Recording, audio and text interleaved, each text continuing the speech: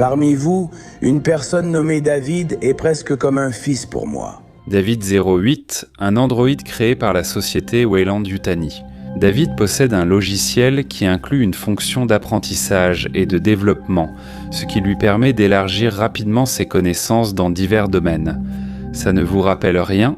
Dans cette vidéo, je vais expliquer pourquoi les questions de Dieu et de religion sont si souvent évoquées dans le film, pourquoi les critiques à l'égard du film ne sont pas fondées, et pourquoi les colons se comportent tant de manière aussi irréfléchie. J'analyserai aussi le dialogue coupé entre l'ingénieur et Pierre Weyland, et j'examinerai en détail David pour mieux cerner son personnage.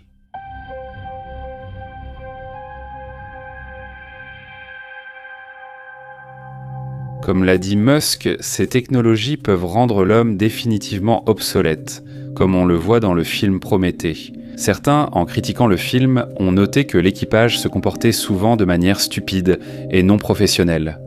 Beaucoup ont considéré cela comme des défauts de scénario et un travail bâclé, alors qu'un tel comportement est tout à fait logique dans le monde du futur dépeint par Ridley Scott. Les humains dans ce monde ont définitivement perdu leur suprématie en matière de capacité intellectuelle. Le vaisseau est dirigé par l'IA Maman, avec l'androïde David qui surveille les humains et le vaisseau.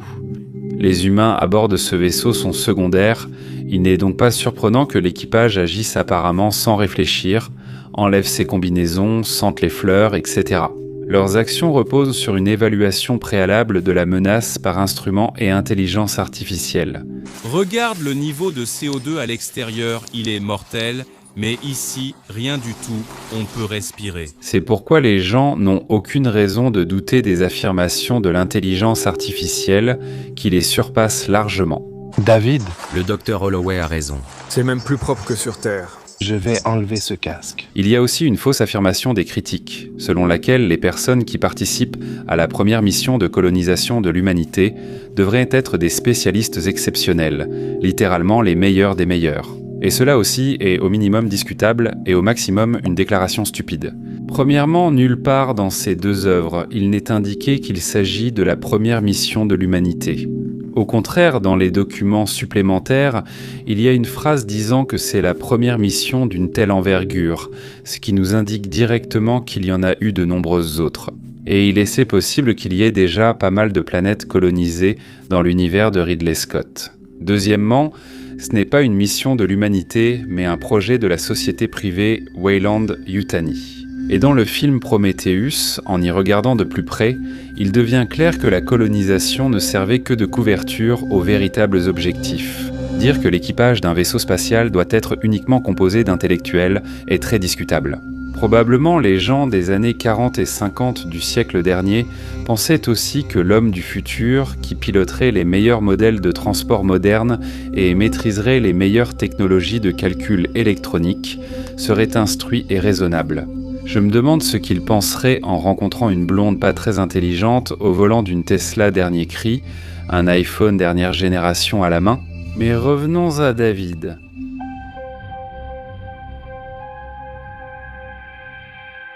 Weyland Industries a conçu une intelligence artificielle appelée David sous forme de robot. La société Weyland. Notre objectif était de créer une intelligence artificielle presque indiscernable de l'humain. Il accomplit presque toutes les tâches confiées. Que peux-tu faire, David? Je peux presque tout faire. Y compris exécuter des instructions qu'une personne pourrait juger inacceptables ou non éthiques.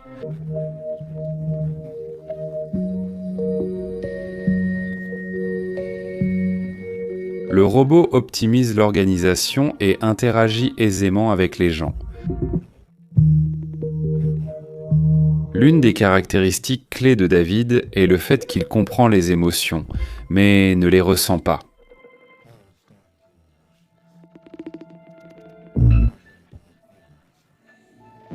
Ce qui lui permet d'être plus efficace et compétent. Lorsque la voix off demande à David ce qui le rend triste,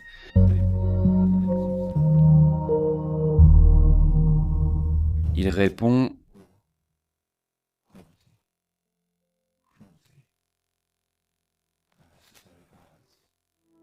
Je trouve intéressante l'expression « violence injustifiée ». C'est-à-dire que si la violence est justifiée, alors rien n'arrêtera David et il l'utilisera. C'est précisément cette capacité qui lui permettra à l'avenir de commettre des actes immoraux du point de vue des gens.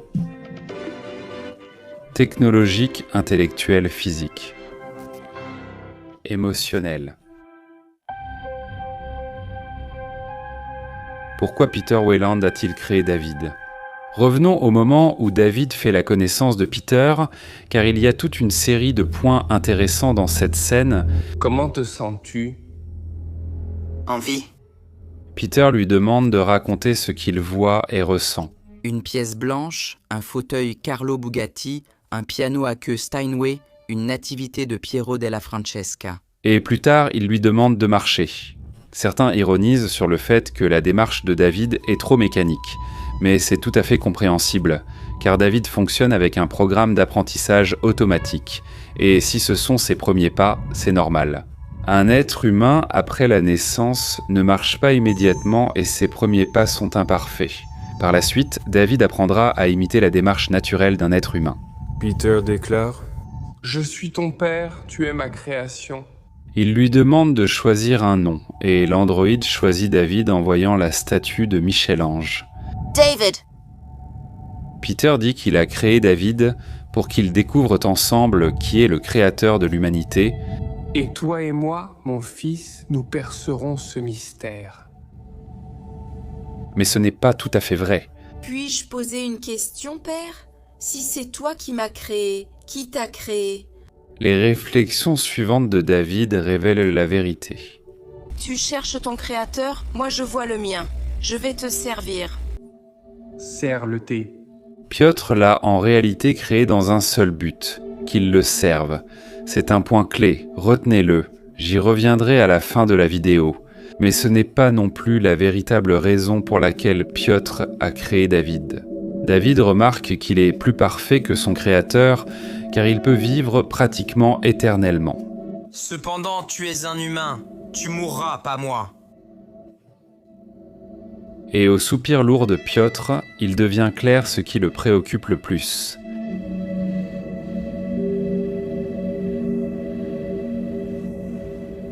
L'immortalité.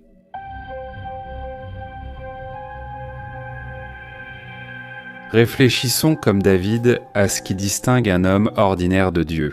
Pour être l'égal de Dieu, il faut au moins 3 éléments.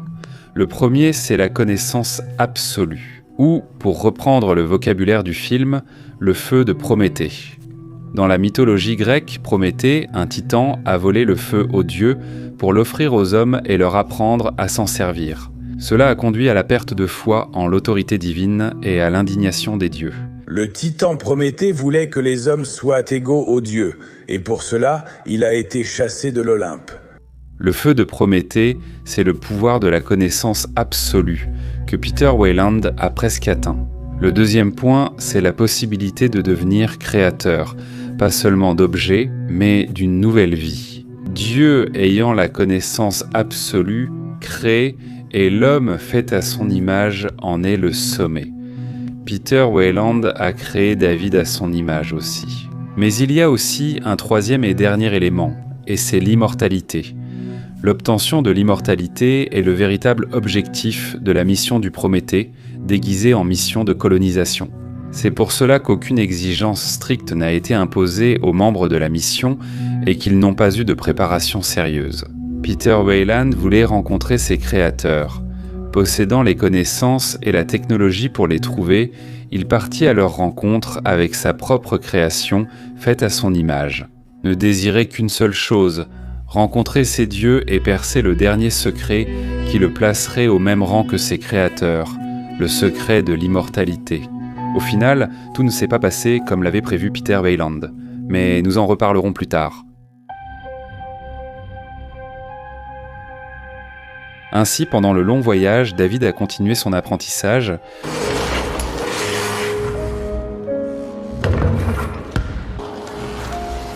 Il regardait des films et étudiait les rêves. Essayons maintenant la fable de Schleicher. Parfait. Finalement, il a ressenti une certaine antipathie envers les gens. On vous rend très semblable, n'est-ce pas? J'espère que pas trop. Ha ha. Quand ils commencent à examiner la tête de l'ingénieur qu'ils ont trouvé et que ceci se produit, mon Dieu, ça ne baisse pas. David prononce.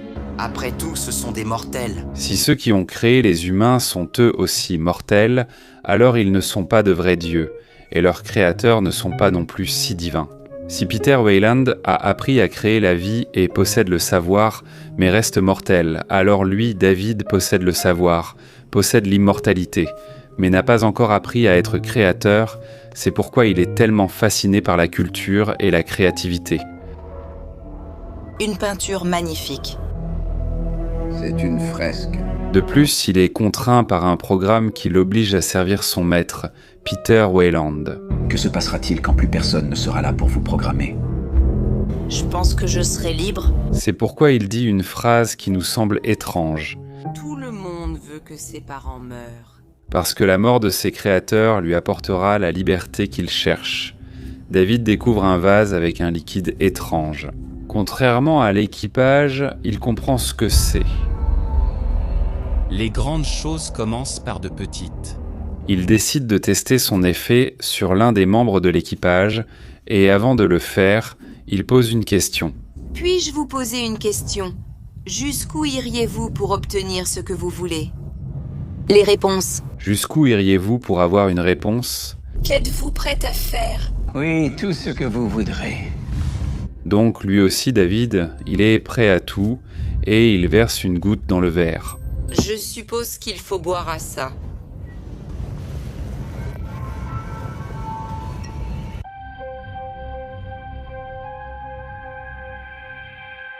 Enfin, Peter Weyland rencontre ses créateurs.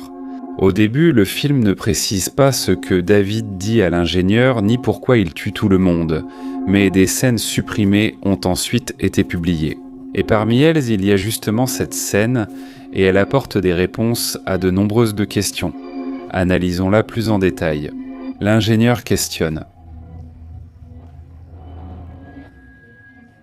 Pourquoi êtes-vous ici? Pourquoi êtes-vous venu? David répond.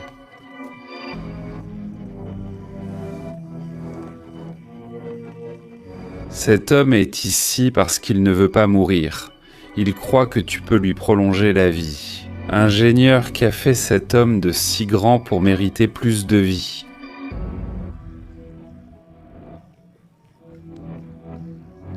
David traduit et Peter Weyland répond.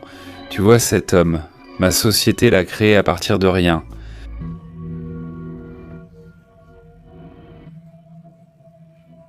Je l'ai créé à mon image et à ma ressemblance, et il est parfait, il ne déçoit jamais.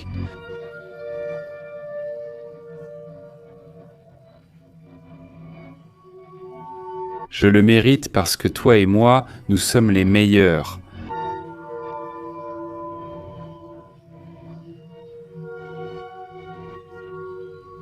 Nous sommes des créateurs, des dieux, et les dieux ne meurent jamais.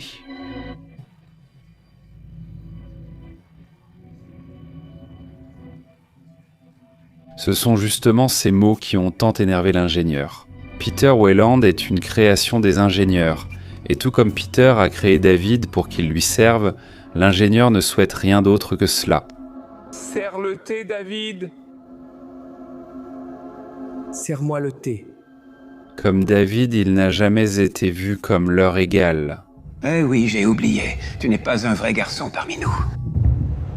De la même manière, l'ingénieur traite Piotr. Malheureusement, il n'est pas humain car David n'a pas ce qu'il faut pour cela, une âme. Piotr a enfreint le commandement. Je suis le Seigneur ton Dieu, tu n'auras pas d'autre Dieu devant moi. Il est devenu orgueilleux et a décidé qu'il était l'égal de son Créateur, c'est pourquoi il a été puni. En 1997, l'ordinateur Deep Blue a battu le champion du monde d'échecs, Garry Kasparov. Avant cela, Garry Kasparov affirmait qu'une machine ne battrait jamais un humain et déclarait ceci. Si un ordinateur surpasse le meilleur aux échecs, il pourra créer la meilleure musique et écrire les meilleurs livres. Je n'arrive pas à y croire. Si un ordinateur a été créé avec un classement de 2800 égal au mien, je considérerais qu'il est de mon devoir de le défier en match pour défendre l'humanité. Des années ont passé depuis, et aujourd'hui, Garry Kasparov dit qu'un être humain n'a aucune chance de battre un bon programme d'échecs, et même une application téléchargée sur un smartphone est capable de battre n'importe qui.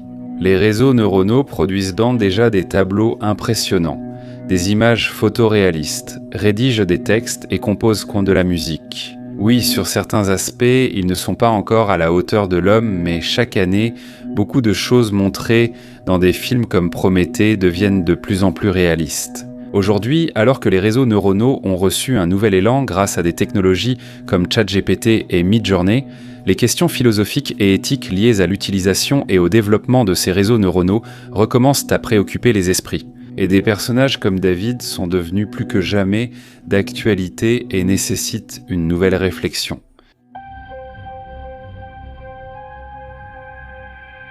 Première partie de la vidéo sur David, traitant des événements de Prometheus. Si ce sujet vous a intéressé, je ferai la prochaine partie pour analyser les événements d'Alien.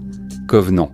Pendant que vous regardez cette vidéo, la suite était peut-être déjà sortie. Vérifiez la description et le commentaire épinglé. Aussi, si vous avez aimé la vidéo, je vous invite à vous abonner à ma chaîne, à mettre un like et à laisser un commentaire sous cette vidéo. Vous pouvez également soutenir la chaîne financièrement en devenant sponsor ou en nous envoyant un don. Tous les liens sont dans la description. Et c'est tout pour aujourd'hui. À bientôt.